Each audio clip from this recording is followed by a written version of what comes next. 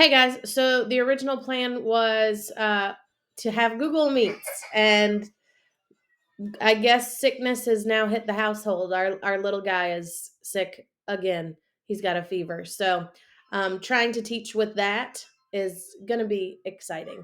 So we're gonna record a video. You guys will need to obviously watch this, and then today we're just going over your notes.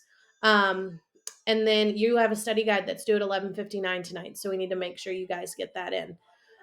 So it said, like, prior to the scientific revolution, people just believed that God had created the earth and it just was. Um, there was no rhyme or reason to it. He just did. And on this day, he created this, and on this day, he created that. But during the 1600s, there was this shift in this thought process. Um, and then we have giant, like, huge scientific discoveries that's going to happen. But during this time, it's going to lead these thinkers and these philosophers to believe that God had created a universe and it was orderly and it was meant to be that way. He made it exactly as it was supposed to be. The change in how people saw the world is going to be called the Enlightenment. These thinkers, there's specific philosophers that we're going to talk about today. We got Machiavelli, we have Montesquieu, Thomas Hobbes, and John Locke. These guys specifically are going to have really big hand in the way that we look at government now. And there's another guy that we'll talk about tomorrow, and his name is Rousseau. But these guys are called Enlightenment thinkers. Really, they're just philosophers and writers that had big ideas. Um, the first guy we're going to talk about is a guy named Machiavelli. No, it's not Tupac. It's an Italian Renaissance writer and an Italian Renaissance thinker. He's known for praising a republic. You also have to think of where republic started. It started in Italy. It started in the city of Rome. He argued it was the best form of government. Of course he did, because that's where he's from. But he also said something that is super enlightening and super powerful if you actually take a minute and think about it, that leaders should be feared rather than loved. This is a really important statement. It's something that I wholeheartedly believe. But if you go a little bit further, think about it. If you have a teacher, and that teacher is, everybody loves her, everybody thinks she's the greatest thing.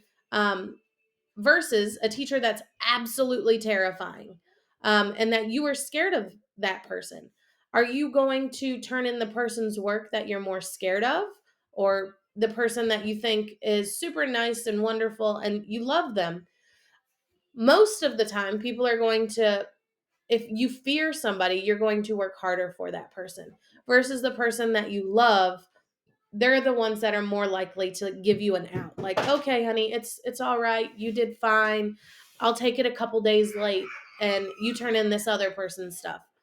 That's normally how it's perceived. Like in my family, my parents were military. They were terrifying. Even still, my parents are still terrifying. I'm almost 35 years old. And that idea of feared rather than loved. Yes, I love them, but more so, like, as a child, it was that fear complex that kept me from doing bad things. Like, I knew that if I did this, I was going to get my butt whooped.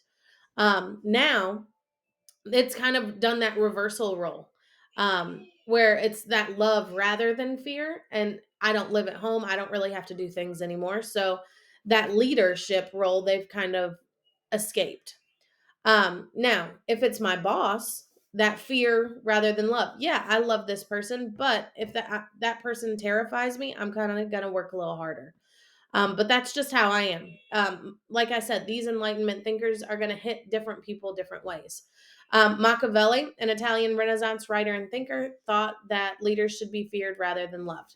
Now, Thomas Hobbes, he came up with the idea of social contract, which basically meant that you have to give up some of your rights for the government to rule or to protect them, really. In return, the government would protect people's rights. He believed that rulers, as they were too selfish, that you needed to be ruled because you were too selfish to govern yourselves. Um, you can agree, you can disagree, but that idea of social contract is the foundation of our government.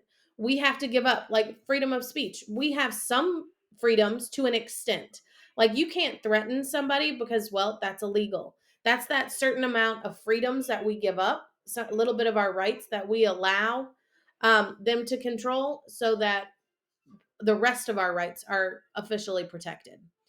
Um, there's a guy named John Locke. You're going to hear about John Locke a whole lot, but today we're just going to touch on him just a little bit.